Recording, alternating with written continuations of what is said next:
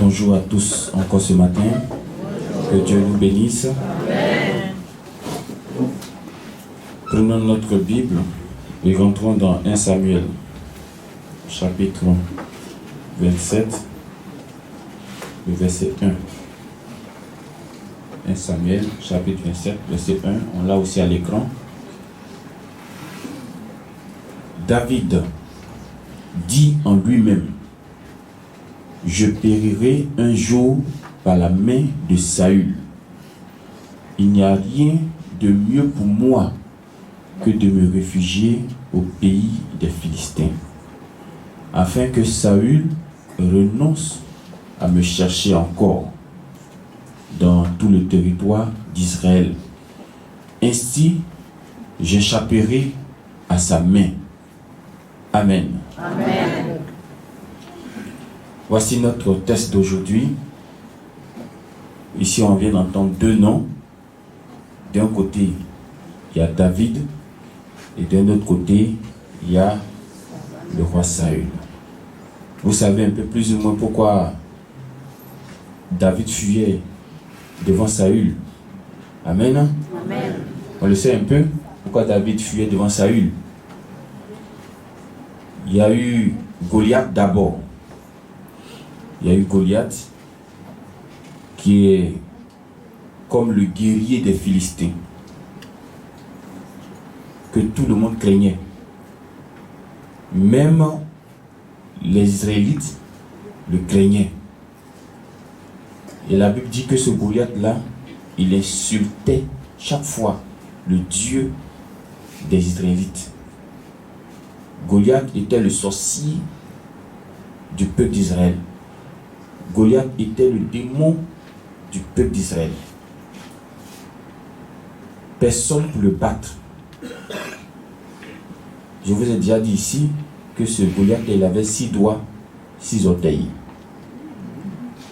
Il faisait une taille de 3 mètres. 3 mètres. Le plus grand au monde actuellement, il ne sait pas combien de mètres il fait. Peut-être 2 mètres quelques poussières. Mais ce Goliath-là faisait 3 mètres. Donc il avait tout pour faire peur. J'ouvre une parenthèse rapidement. La différence entre eux le temps et puis nous notre temps aujourd'hui, c'est que eux les ennemis là, ils pouvaient les voir. Amen. Amen. Ils pouvaient les voir. Ils pouvaient même s'attraper, s'affronter. Entre nous, nos ennemis d'aujourd'hui là, ils font tout en esprit. Est-ce que vous comprenez ce que Saint dit? Si toi tu sais que ton ennemi est caché derrière le 33e âge, tu vas aller le trouver là-bas. Et puis tu finis avec lui, puis c'est fini. Mais pour nous là, il est caché où? Tu ne vois pas. Si ce n'est pas Dieu qui va te révéler, si ce n'est pas Dieu qui va te montrer là, tu ne vas jamais savoir que peut-être c'est ton voisin. Donc Dieu, sachant cela, il a décidé de travailler aussi avec nous en esprit. Et c'est par le Saint-Esprit qui travaille avec nous. Donc, nos ennemis deviennent invisibles. Celui qui travaille aussi avec nous devient aussi invisible. Du coup, l'invisible combat l'invisible. C'est pourquoi la Bible pouvait dire: l'Éternel combattra pour vous. Mais vous, qu'est-ce que vous devez faire? Gardez le silence. Ce n'est pas ton combat. Amen. Amen. Laisse les anges faire le travail. Amen. Mais eux, ils pouvaient voir Goliath. Parce que savoir que Goliath fait 3 mètres, il faut le voir pour savoir. Savoir qu'il a 6 orteils, il faut le voir. C'est le jeune David, puisque Dieu a positionné les choses comme cela pour que David soit présenté. Personne ne pouvait toucher David, ne pouvait toucher Goliath à part David. Donc ils sont allés appeler David. Saül même s'attendait à voir quelqu'un de plus robuste, de plus grand. Mais à sa grande surprise, il faut un jeune garçon. Il dit: mon petit, c'est vrai, j'ai besoin de quelqu'un pour tuer Goliath, hein. Mais c'est pas toi. David dit: si. Lui là, je vais le mettre à terre tout de suite. Mais David ne s'appuyait pas sur sa force. Amen. Amen. Vous aussi, vos ennemis là, ne vous appuyez pas sur votre force. Parce que vous n'avez pas de force. La seule force que nous avons, c'est Jésus. Amen. Et c'est sur le nom de Jésus que David comptait. Quand le combat a commencé, on sait comment ça s'est terminé. Goliath, il est tombé face contre terre. On dit que le Dieu de David est le Dieu véritable. Amen. Comment les Philistins vont se sentir face à cette défaite de leur représentant? Indignés, n'est-ce pas? Ils vont se sentir mal. Donc n'oubliez pas ça, gardez ça quelque part. Ils vont se sentir très mal. Ils vont se sentir humiliés parce que leur président est tombé. Celui-ci qui comptait là, il est tombé. Maintenant, Saül, qui devait être en joie, a commencé à manifester de la jalousie. Pourquoi? Parce que les gens ont commencé à chanter le nom de David. Amen. Amen. Pour dire que Saül a tué 1000, mais David en a tué 10 000. Saül dit, pourquoi moi qui suis le roi là, on dit j'ai tué 1000, et puis c'est le petit enfant là, on dit il a tué 10 000. Pas question. Mais toi qui es le roi là, toi qui es l'ancien pasteur là, tu n'as pas pu sauver la situation. C'est un nouveau qui est venu sauver la situation. Est-ce qu'on doit faire jalousie pour ça?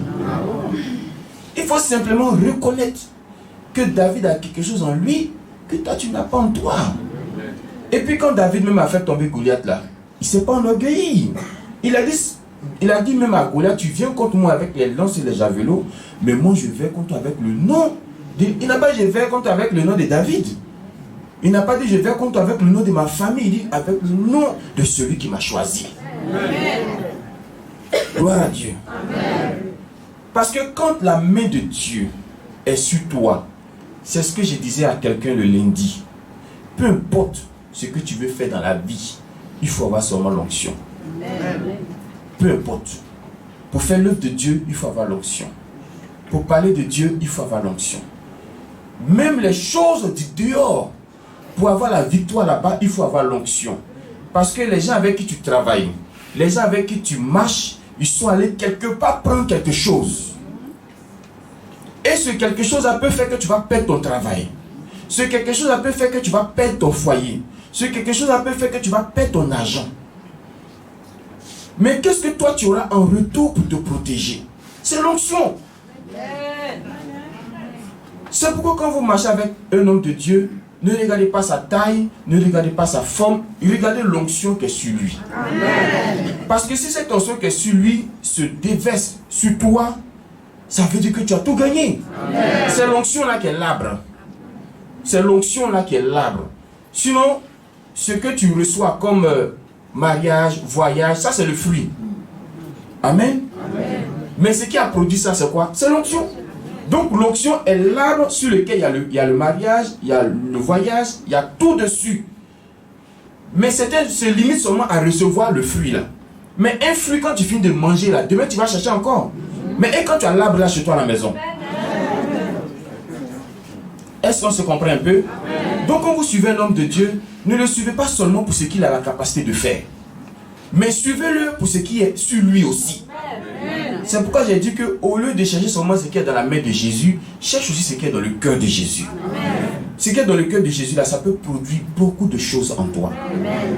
Donc David avait l'onction sur lui. Maintenant, Saül, jaloux.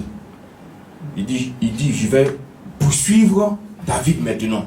Je vais le tuer. Donc David, il est paniqué. Il ne veut pas, vous voyez, ce même David là, il pouvait aussi prendre le nom de l'Éternel pour faire tomber Saül. Mais il se rappelle que la Bible dit respecter les autorités. Donc Saül est une autorité que Dieu a établie. Il ne peut pas aller contre lui. Parce que toute autorité établie vient de Dieu. Amen. Amen. Donc David connaît ses principes. Sinon, je vous assure, ce n'est pas Saül qui lui fait peur. S'il a fait tomber Goliath, Saül qui ne peut pas battre Goliath, il est quoi devant David? Rien. Mais il dit non, c'est une autorité. C'est Dieu qui l'a positionné là-bas. Je connais les principes de Dieu. Donc je ne peux pas aller contre une autorité. Je ne peux pas parler contre un homme de Dieu choisi par Dieu. Si je parle, ça me risque et péril. Donc ces principes-là, il faut que vous les connaissiez. Amen. Amen. Il va fuir, mais il va aller où? C'est chez les Philistins, il s'en va. Quel paradoxe. Est-ce que vous comprenez un peu quelque chose? Il a tué leur boss, non? Maintenant il cherche cachette. À votre avis, qu'est-ce qui va lui arriver là-bas?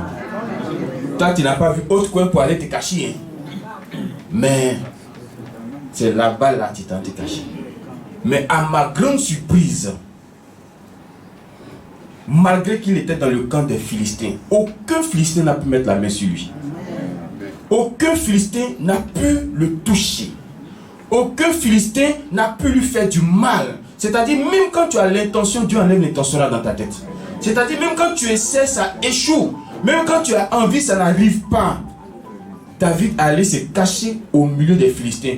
Et là-bas, Dieu l'a protégé. J'ai compris que nous avons un Dieu qui donne la protection. Quel que soit le lieu rempli de danger où on va te mettre, si tu as foi au Dieu de Papa Florent. Le feu là, c'est pas un endroit où quelqu'un peut vivre. Le feu n'est pas un endroit où quelqu'un peut habiter. Mais je vous assure qu'il y a 3 personnages dans la Bible qu'ils ont jetés dans le feu, mais qui ont vécu dans ce feu-là. Shadrach, Meshach, Abednego. Ils ont vécu dans ce feu comme de la même vous vivez dans ce climatiseur actuellement. C'est le Dieu de Papa Florian qui fait toutes ces choses.